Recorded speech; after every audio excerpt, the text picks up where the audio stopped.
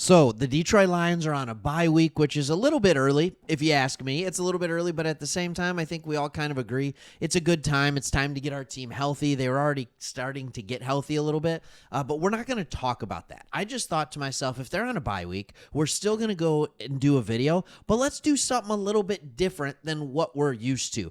Let's talk about the biggest surprise for the Detroit Lions this year, and I think we have a couple of leaders in the clubhouse of people who not only have been a surprise, it could be good, it could be bad, or it could be somewhere in between. So I'm going to leave it up to you. Leave it in the comments right now that I'm going to give you 2, 3, maybe 4 of my biggest surprises so far in the first month of the season, the first quarter, at least back when it was 16 games. Now that it's 17, it's not quite a quarter. It's not, but it's still the first month of the season. Heading into the bye week, what is the biggest surprise for you for the Detroit Lions? Answer that question for me and put your reason why in the comments below. So here's a couple of people that I'm going to talk about as my biggest surprise. The first one I think you have to look at is Levi Onwuzurike. I think you at least have to take a look at him for a couple of reasons. He is a guy who simply was not healthy. Remember, he was a second-round pick, I think overall number 41 or something like that, and then it was back injury. Couldn't get his body right. Then last year, he's back. He stays relatively healthy, but he's not back at his playing weight that he was at Washington. He's playing lighter. His frame can't handle it. And then we're hearing all these good things, right? Out of training camp, OTAs first, then training camp, then preseason. Then all of a sudden, the dude is playing like crazy. It made DJ Reader taking a minute to come back not be such a big panic pedal. For the first time, we have great depth at the interior defensive line position, something we have not had in a long time. We have not had it under this regime at all. We've had good players. Aleem McNeil has played great, but Levi Onwuzurike brings a completely different vibe to this team. All right, he has 3 sacks according to PFF. All right, and I'll show you some of the stats here.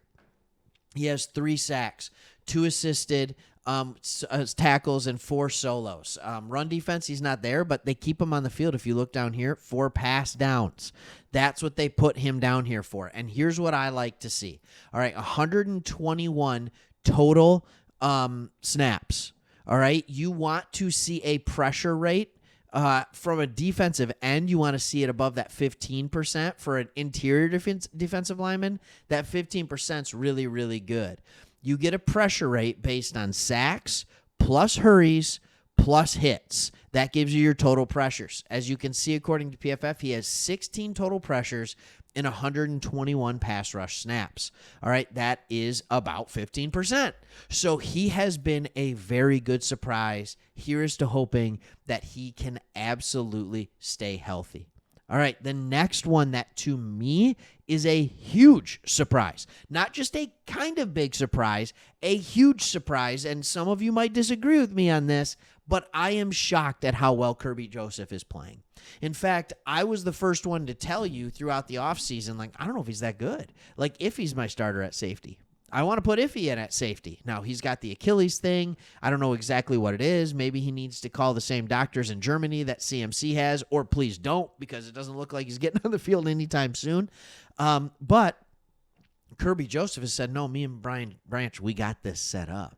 All right, and maybe you're a PFF person. I was looking to PFF for this because I thought it's a bye week. Let's not look at just stats. Let's look at what they've done via PFF and what they're graded at. He right now is graded as the 5th safety. His defensive grade is the 5th best safety in the NFL. And if you were to ask me if he was playing like a top 5 safety, I would tell you absolutely. All right, and that was even before he got the interception against the Seahawks, which just put the nail in the coffin for that game. But look at how much better when you look at what he did his rookie year. He was the 53rd. Last year, 83rd. He played so poorly. And I've said it on this channel before, and I'll say it again. I'll continue to say it.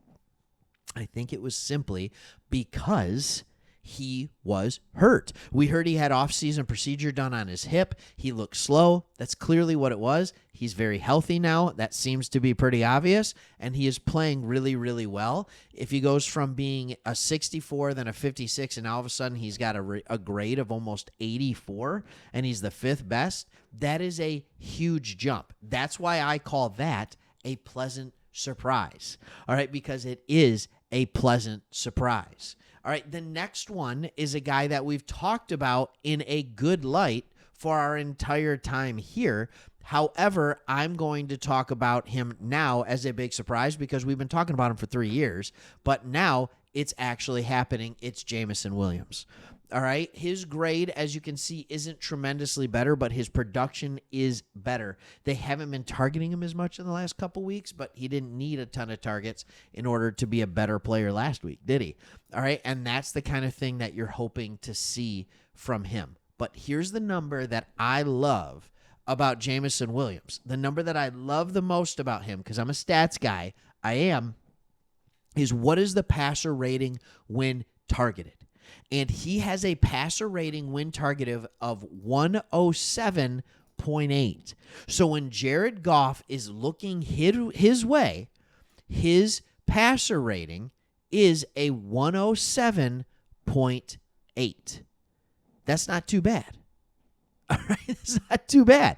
In fact, Amon-Ra St. Brown, when targeted by Goff, has a passer rating somewhere around like 96, 97, somewhere in there. So, yeah, I'm not feeling too bad about what Jameson Williams is doing right now. In fact, I'm feeling pretty good. If you give me a second, I'll look up what Goff's passer rating is right now this year.